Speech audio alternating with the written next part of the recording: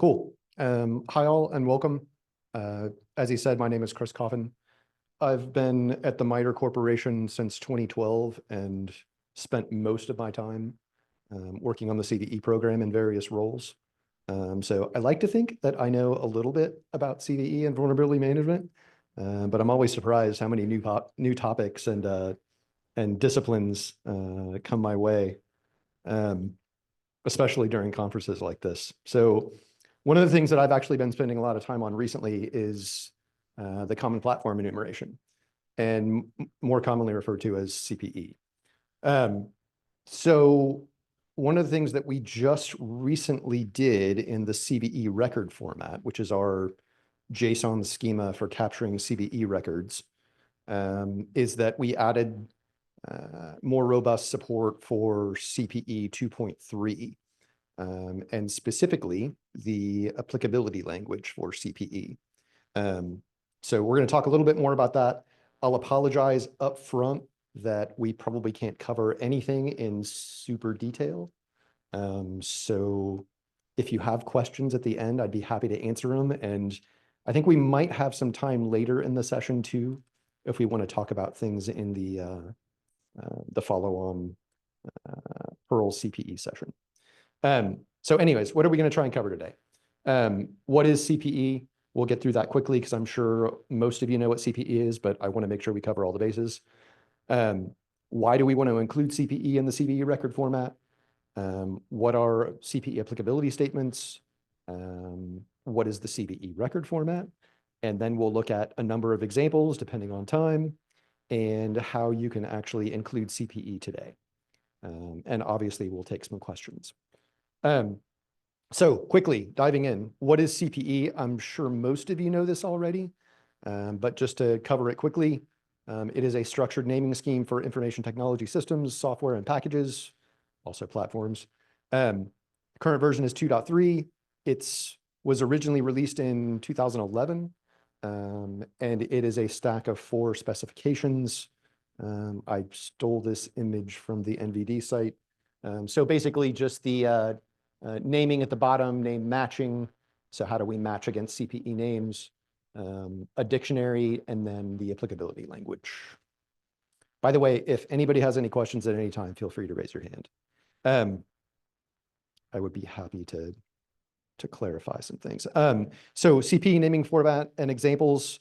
The naming format itself starts with CPE : 2.3. That is fixed. And then there are 11 fields to define various product identification pieces of data. There are multiple formats for CPE naming that are defined in the spec, but the one that we're interested in and that's commonly used is the formatted string binding, which you can see some examples at the bottom there. Most commonly fields that you'll see filled out will be the part, which is really simply just a way to say applications, hardware, or OS. So it's one of 3 values. And then following that, you'll have the vendor, then product, and then version. Some of those are also used like addition and language and target hardware and so on and so forth. But the stars do represent any value, and that comes into play when we start doing name matching. The stars would represent anything. So we can talk a little bit more about that later. So before we move on to the other definitions and talk about more, somebody pointed out to me the other day that sometimes we get into these conversations and we don't necessarily talk about why we're discussing this and what's important and what the problem is we're trying to solve, or the question we're trying to answer. So why do we want to include CPE within the CVE record format? Well,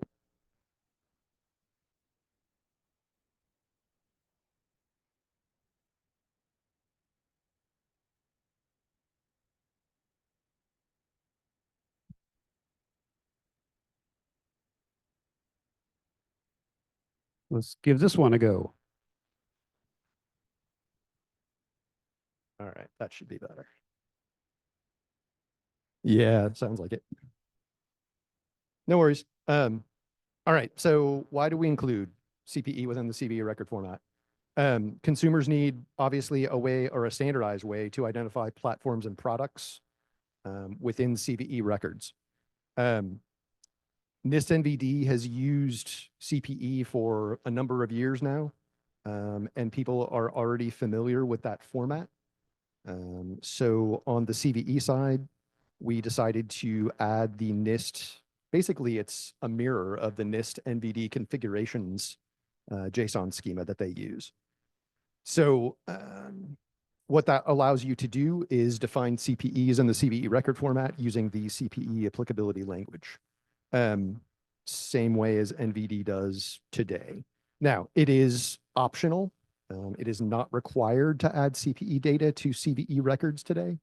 But depending on how well it is received, things could change in the future, but it is definitely optional today. It's still a requirement for producers of CVEs to provide affected product and version information in the affected array as part of the CVE record. Let's go. CPE applicability language defines a standardized structure for forming complex logical expressions. So basically, the applicability language uses applicability statements to help define complex relationships of products, platforms, software, etc. So in the example on the screen, you're seeing Mozilla Firefox running on Microsoft Windows Vista could be tagged and could be used with and/or to define that it has to exist. You know, Firefox 3.6 has to exist on Microsoft Windows Vista in order for the vulnerability to be present. So in the CVE record format, we use the applicability statements to define those and their status with regard to the vulnerability defined.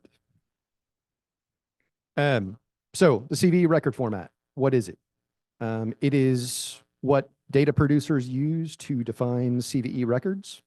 And it is definitely a number of pieces of data that help someone or a consumer understand what the vulnerability is that's being described.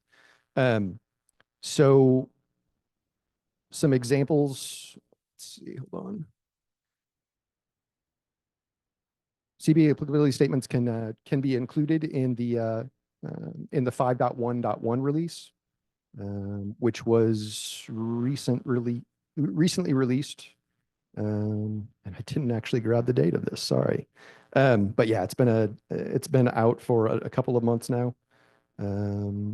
It does, like I said, closely resemble the NIST NVD applicability statements in their configurations JSON. So one of the things that I realized as we were implementing this was that the NIST NVD does have a website that a lot of folks use that describes configurations and what they call running on with platforms to define their CPE structure in a way that's presentable and easily digestible. So I have a couple of examples, and we can go back and forth and look at, you know, what the JSON looks like, how you might define it, and what NIST NVD has on their website to help understand how that works and how it should be used.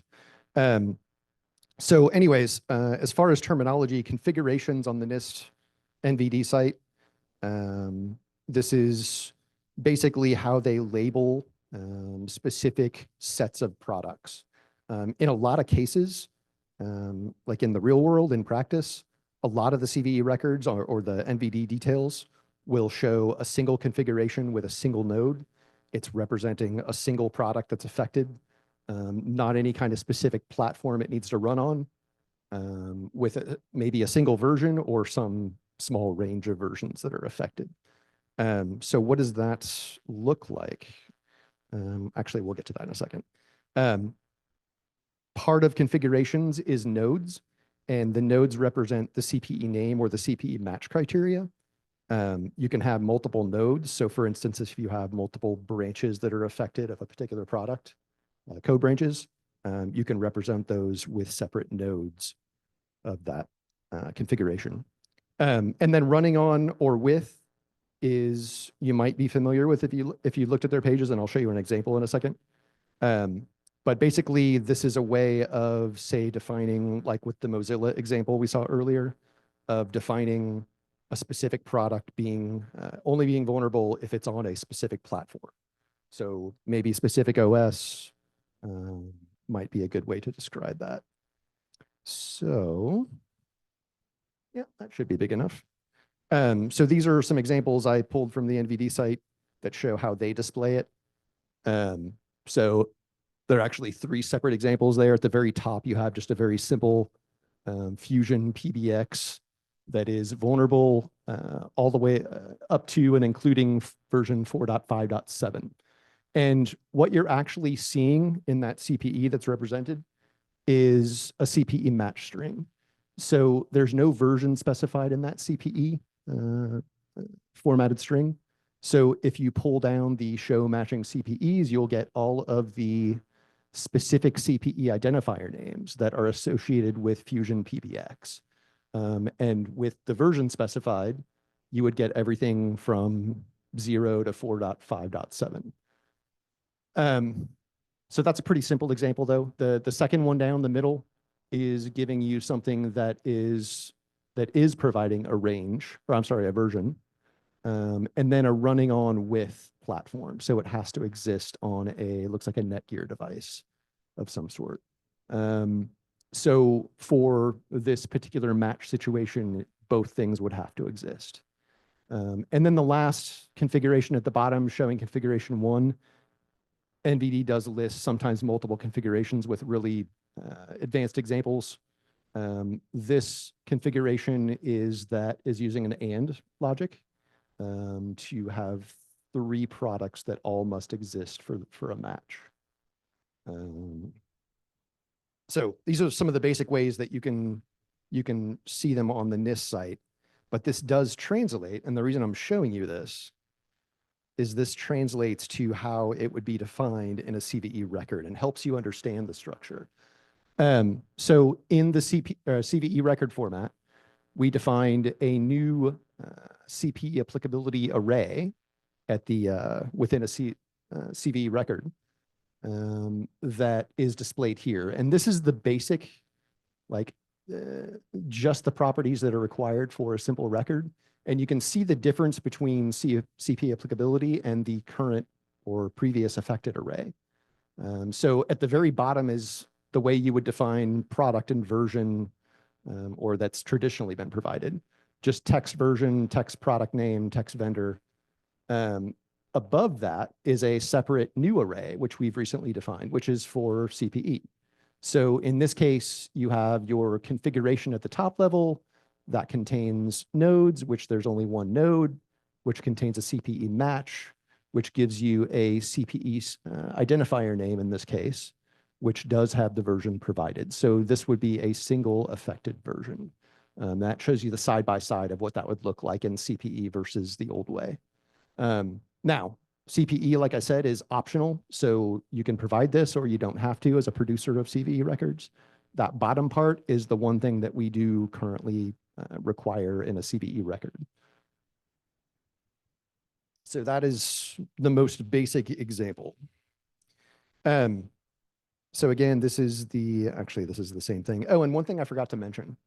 There is an operator under nodes. That is an OR. I did mention previously that you could have more than one CPE match, and we'll see an example of that. The OR would be used just as the logic to determine how you evaluate those CPE match items. So in this case, the OR probably isn't used at all, but it is a required field or property, I'm sorry. So this would be like this example would be multiple code branches in this case. So the 1.x branch and the 2.x branch both have affected products. And this is just another way of describing something similar. Notice now that the OR operator within nodes is used to evaluate these 2 CPE match node items. So it could be one or it could be the other. It doesn't have to be both.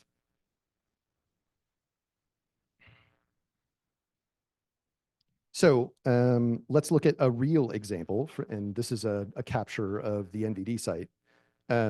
So this is showing the NVD configurations for affected kernel versions, Linux kernel. So you see multiple branches of the code. This is how it's defined for NIST. And then if you wanted to define this same set of products within the CVE record format, this is how you would accomplish the same thing. Now notice there's a match criteria ID, and this is something that the NVD adds. I pulled this from the NVD JSON. Otherwise, that wouldn't be there. The match criteria is assigned by the NVD, and that is not required within a CVE record. So you can drop that. So in this case, really the only things that are needed are whether it is vulnerable, the criteria, which is the CPE name, and the version start including and version end excluding in that top CPE match item.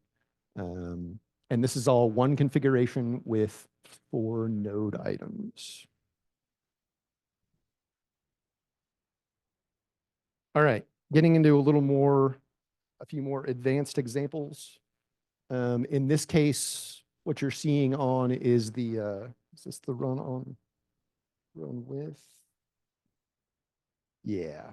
So in this case, you're getting the same 2 products that we looked at a moment ago, but you're adding in a second set of nodes for defining platforms that they have to exist on. So in this case, it's the same 2 products from before. Either one can exist, and they are both affected. They must also exist with one of those platforms at the bottom. So notice the operator above at the very top under CPE applicability. That applies to both node blocks that follow.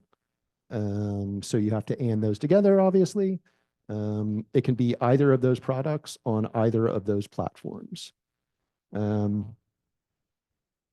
Hopefully that makes as much sense to you guys as it does to me now. It takes a little bit of getting used to, but it's not too hard to grasp. Example 4, what I did here was an example of multiple configurations. And I'll give you a pretty large example of this in a minute, but essentially what this is doing is showing the same products, but they're separated into separate configurations. The 1.x branch needs to exist on Linux kernel 6.7.10 at the top, and the 2.x needs to exist on the brick appliance at the bottom. So those are 2 separate configurations that are entirely separate from each other. So when I was trying to figure out how all this stuff fit together originally, I ran into a good .NET, Microsoft.NET example. And it turns out, I think Chris Turner and I had a conversation about this at some point from NIST. He also uses this as an example, but this is one portion of the configurations for this particular CVE. And I didn't put the CVE name at the top, did I? But I can share it with you later. This is 2 of the configuration items. What you're seeing is one at the top with .NET Framework 2, SP2, and .NET Framework 3 with SP2.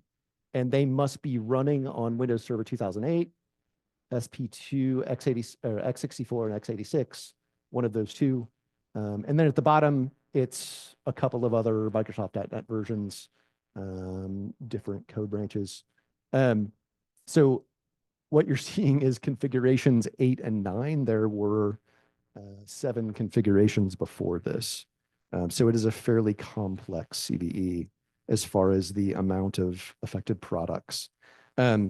So I had to break this up into 2 slides, but what you can see is that this is this is configuration 8, which we saw in the previous example. This is pretty similar to one of the advanced examples. So 2 different versions of .NET Framework at the top, and they must be running on one of these OS platforms at the bottom. And then configuration 9 was, I think, a bit more simple. And that is just a list of match criteria for a couple of versions of Microsoft.NET framework.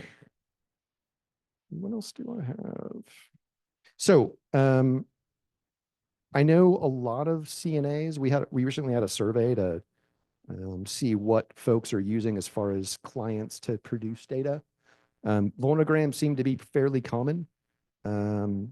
Vulnogram does not currently support the new structure for CPE applicability, but the developer is working on something for that. So that should be something that we'll have soon. Right now, for folks that produce data and they use their own custom tools, which I think is fairly common as well, they would need to obviously update their own tools.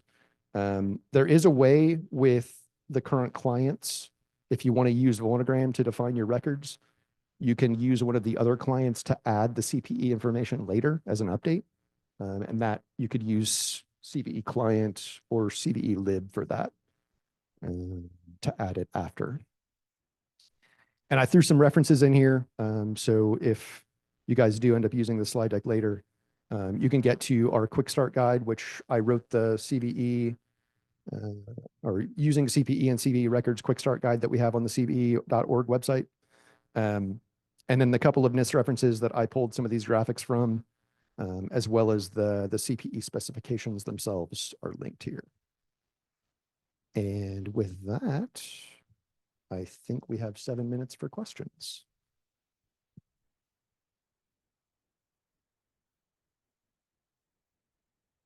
Oh, does that mic work? Yeah, I switched out batteries. Okay. Thank you for the presentation. Are you planning, or is CVE planning to, I guess, make the CPEs array obsolete then if we introduce CPE applicability? Because now, I ran into the issue with Vulnogram where I couldn't actually use CPE applicability. And I didn't know it's because it wasn't supported. I just realized that it just stripped it when I you tried to put it into the source text. Yes, exactly. Yeah. And what we normally do is we add the CPEs, like we list them out in the CPEs array under the affected section. Mhm. So will you be keeping, or do you know if they will still keep that field, or is the plan to remove that completely now that CPE applicability is there? That's a great question, and I forgot to mention that. So we did have support for listing CPEs in the affected array. The problem was that we ran into with that was that you couldn't define CPEs in such a way for it to make sense within the affected array. There was no way to say it's all, like, if you list the CPE names, somebody trying to interpret that may not understand that it's a CPE identifier name or a match string. If whether you and or all those things together, whether those are affected CPEs or whether they're fixed CPEs, there's so many ways that CPE array could be interpreted that it didn't make a lot of sense. So we added the applicability language because you can specifically state what's affected, what's not. You can make those representations between multiple CPEs. The array itself that you're referring to, the older array, will stay for now. We didn't take that away because there's a lot of data that exists in that right now. So we don't have any plans to remove that anytime soon, but we'll definitely let the community know if we make any decisions or that would change that. So does that help?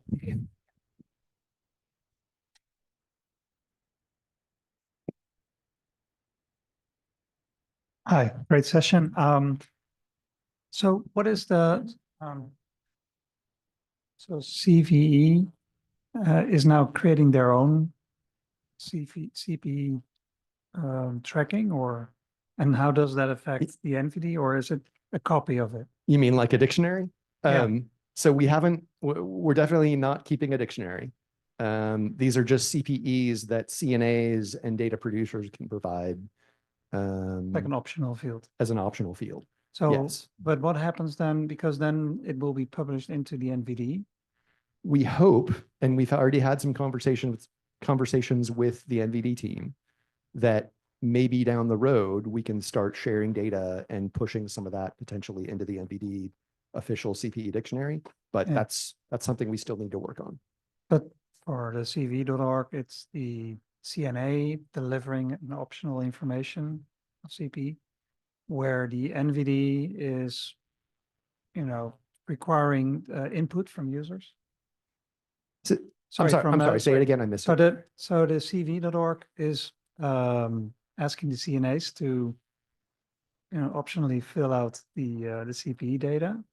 Yes, we would like CNAs to enrich the data with this because we know that there's a need for data consumers to have CPE information in some Yeah, cases. and A then lot of the cases. and then the NVD will they do it on request, adding CPE information if there's CPE information missing. So wouldn't it be better to somehow work closer together? And I think we are, Yeah. it's just not apparent. So we have the quality working group and the automation working group working CPE. Okay, we have a member of NVD who is actually on the board for CVE. Okay, we spoke with Tanya and with Chris about that. So they're in charge of that. They're going to, and they're reviewing what we're putting together. What we're trying to do is extend that. The NVD had their work plan. We asked if we could help advance that work plan. So they're accepting it, but they want to have a review as we go through our work. We're trying to do that in stages and steps. And if we can do that, what we're trying to do is extend that CPE dictionary to include how we do some things. There's some pre-work that was done by Google and Microsoft with NVD that I think actually paved the way for that to work. And Tanya can correct me if I got it wrong. Okay. But we're also looking then, how do we add Perl to that entire problem set? Because for especially those in open source, the CPE is not very adaptable in some ways.